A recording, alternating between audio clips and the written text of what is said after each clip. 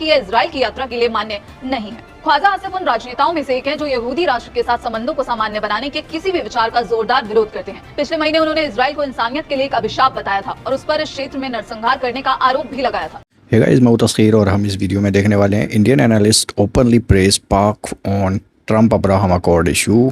Abraham accord की बात चल रही है, पाकिस्तान को बोला गया है और भी कंट्रीज़ को बोला गया है कि एक्सेप्ट कर लो इसराइल को। तो इसके ऊपर इंडियन मीडिया कैसे रिएक्ट कर रहा है, देखते हैं, लेट्स गो। एशिया में छिड़े युद्ध के बीच ट्रंप को पाकिस्तान ने अब एक बड़ा झटका दिया है। आखिर ये झटका क्या है? ट्रंप का इजराइल कार्ड क्या है? अब्राहम अकॉर्ड्स क्या है? और क्यों मुस्लिम देशों के रिश्ते जुड़वाना चाहते हैं अमेरिकी राष्ट्रपति? इन सभी सवालों के जवाब आज हम आपको इस वीडियो में देंगे। सबसे पहले पाकिस्तान के रक्षा मंत्री ख्वाजा आसिफ के बयान की बात करें तो उन्होंने सीधे तौर पर ये कह दिया है कि वो इजराइल के साथ संबंधों को सामान्य बनाने के लिए अब्राहम समझौते में शामिल होने के पक्ष में नहीं है। उनकी ये टिप्पणी तब आई है जब डोनाल्ड ट्रंप ने ईरान के साथ शांति वार्ता में शामिल देशों से अब्राहम समझौते पर हस्ताक्षर करने को कहा। ये समझौता इजराइल और अरब देशों के बीच आर्थिक और सुरक्षा संबंध स्थापित करने से जुड़ा हुआ है। आगे ख्वाजा आसिफ ने क्या पूछा? टीवी के एक टॉक शो में आसिफ ने सीधे तौर पर यह कह दिया है कि व्यक्तिगत तौर पर मुझे नहीं लगता कि हमें किसी ऐसे समझौते में शामिल होना चाहिए जो हमारी बुनियादी धाराओं से टकराता हूं। आपको बता दें, यूएई और बहरीन पहले से ही इस समझौते के सदस्य हैं और ट्रंप को अब ये उम्मीद है कि सऊदी अरब, कतर, पाकिस्तान, तुर्की, मिस्र और जॉर्डन भी इस पर हस्ताक्षर करेंगे। पाकिस्तान के रक्षा मंत्री ने अपने देश के उस पुराने रुख के बारे में भी बात की जिसके तहत वह तब तक इजराइल को स्वीकार नहीं करेगा जब तक कि 1967 से पहले की सीमाओं के आधार पर पूर्वी यरूशलेम को राजधानी बनाकर एक फलस्तीनी राष्ट्र की स्थापना नहीं हो जाती। पाकिस्तान के ऊपर प्रेशर डाल रहा है कि वो इजराइल को रिकॉग्नाइज करे और अब्राहम अकॉर्ड साइन करे।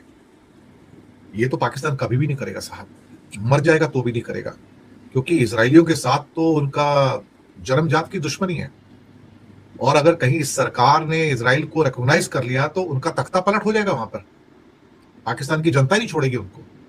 उनकी अपनी अंदरूनी सिचुएशन जो पॉलिटिक्स है वो बहुत डेलिकेट है वहां पर, और ये कोई इंडिया थोड़ी आप रिकॉग्नाइज कर दोगे। वहां की जो पॉलिटिक्स है, वहां के जो लोग हैं, उनकी सोच अलग है।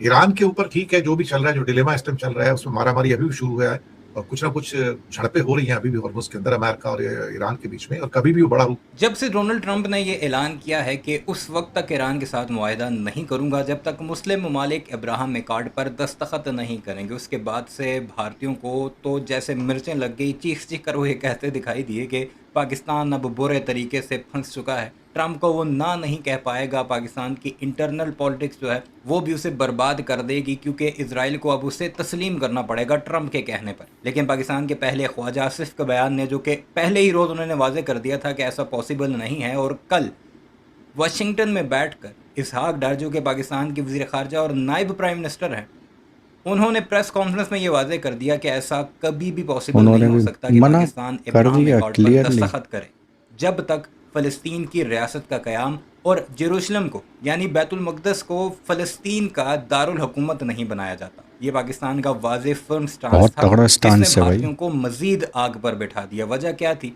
ट्रंप तकरीबन 80-85 दफ़ा भारत को मुख्तलिफ प्रेस कॉन्फ्रेंसेस, मुख्तलिफ मीडिया टॉक्स में जलील कर चुका है, लेकिन एक भी बार मोदी या उसके किसी मंत्री की तरफ से जवाब नहीं मिला डोनाल्ड ट्रंप को या फिर अमेरिका को।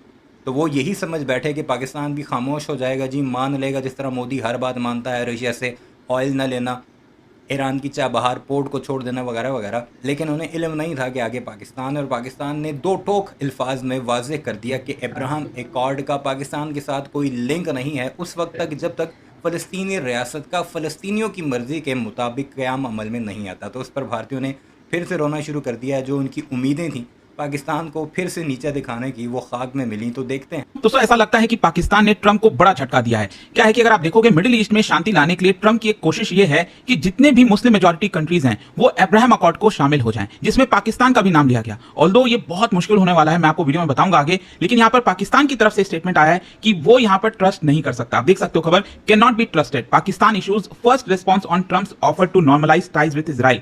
ख्वाजा आसिफ जो इनके डिफेंस मिनिस्टर है, उन्होंने क्लियरली इसको रिजेक्ट कर दिया। क्या है कि डोनाल्ड ट्रंप ऐसे ही होना चाहिए भाई, अपने उसके लिए खड़े हुए तो खड़े हो। फास्ट ट्रैक पर चल रहा है, कभी भी यहाँ पर डील के बारे में अनाउंस किया जा सकता है। और इसी के देखते हुए यहाँ पर ट्रंप ने यह भी कह दिया कई सारे जो मुस्लिम मेजॉरिटी कंट्रीज हैं उनको अब्राहम अकॉर्ड शामिल हो जाना चाहिए। मैं आपको बताऊंगा इसके बारे में डिटेल से ये है क्या, लेकिन पहले तो आपको ये बता दूं कि ट्रंप ने कौन कौन से मुस्लिम मेजॉरिटी कंट्रीज का नाम लिया है। जैसे एक तो सबसे बड़ा जो देश है वो है आपका सऊदी अरब, इसके अलावा कतर हो गया, Pakistan, Turkey, Egypt, Jordan, Bahrain, इन सभी देशों को कहा है कि आपको अब्राहम अकॉर्ड में आ जाना चाहिए। ट्रंप का आर्गुमेंट यह है कि अब्राहम अकॉर्ड की वजह से मिडिल ईस्ट में प्रोस्पेरिटी आएगी, जो रीजनल पीस है वो और ज्यादा मजबूत होगा एंड ये एक फाउंडेशन बन जाएगा मिडिल ईस्ट ऑर्डर का। उन्होंने इनफैक्ट ये तक सजेस्ट कर दिया, मतलब मुझे तो हंसी आ रही थी ये सुनकर, यहां पर ट्रंप ने ये तक कह दिया कि ईरान को भी अब्राहम अकॉर्ड में शामिल हो जाना चाहिए। क्या आपको लगता है ये पॉसिबल हो पाएगा? खैर पहले तो हम पाकिस्तान के रिस्पॉन्स की बात कर लेते हैं। पाकिस्तान के जो डिफेंस मिनिस्टर हैं ख्वाजा मोहम्मद आसिफ, उन्होंने इमीडिएटली इस प्रपोजल को रिजेक्ट किया। उन्होंने कहा कि Pakistan should not join agreements conflicting with its fundamental ideologies. अगर आप देखोगे ना, पाकिस्तान को जो जन्म हुआ है 1947 से, वो हुआ ही रिलीजन के बेसिस पर है, और रिलीजन के बेसिस पर मुस्लिम मेजॉरिटी कंट्री अगर आप बना रहे हो और बन रहे हो तो आप डायरेक्टली इजराइल को अपोज करते हो और पैलेस्तीन को सपोर्ट करते हो। तो यहां पर हुआ क्या है कि पाकिस्तान का जो फंडामेंटल आइडियोलॉजी है वो उसके खिलाफ चला जाएगा अगर वो अब्राहम अकॉर्ड को शामिल कर ले।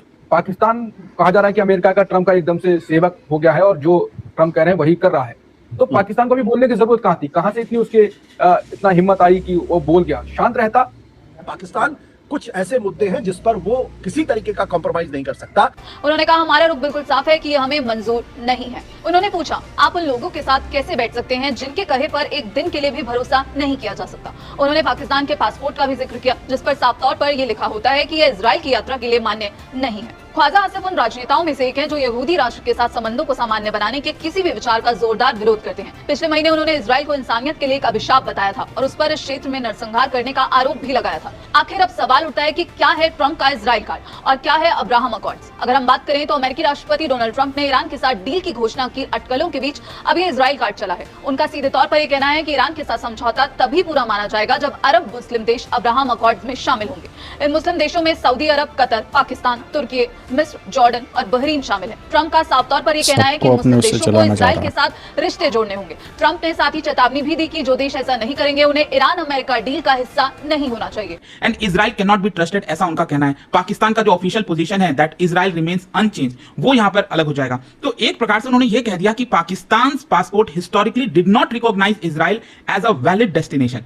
खुद पाकिस्तान के पासपोर्ट में इसको रिकॉग्नाइज नहीं किया जाता है एज अ डेस्टिनेशन के तौर पर इजराइल को। सो दिस वाज इंटेंडेड कि एक प्रकार से हम दिखाएं कि पाकिस्तान ने कभी भी इजराइल को डिप्लोमेटिकली एक्सेप्ट नहीं किया है। पहले सुन लिया आपने, भारतीय खुद इस बात को एक्सेप्ट कर रहे हैं बल्कि इनडायरेक्टली पाकिस्तान की तारीफ करने पर मजबूर हैं कि पाकिस्तान ऐसा मुल्क ज़रूर है जो फौरी तौर पर ट्रंप को शटअप कॉल दे सकता है जो उसकी आइडियोलॉजी के खिलाफ बात हो। जबकि दूसरी तरफ नरेंद्र मोदी जो मर्जी कह दो, अगर जलील कर दो, 8 जहाज़ गिरे, 10 जहाज़ गिरे, इंसानियत के खिलाफ है, हेल होल करार दे, जो मर्जी है करार दे, मोदी और उसके मंत्री कभी भी ट्रंप के अगेंस्ट नहीं बोलेंगे। और यही फ़र्क है पाकिस्तान और भारत में। सारे मामले पर आपकी क्या राय है कमेंट सेक्शन में ज़रूर बताइएगा।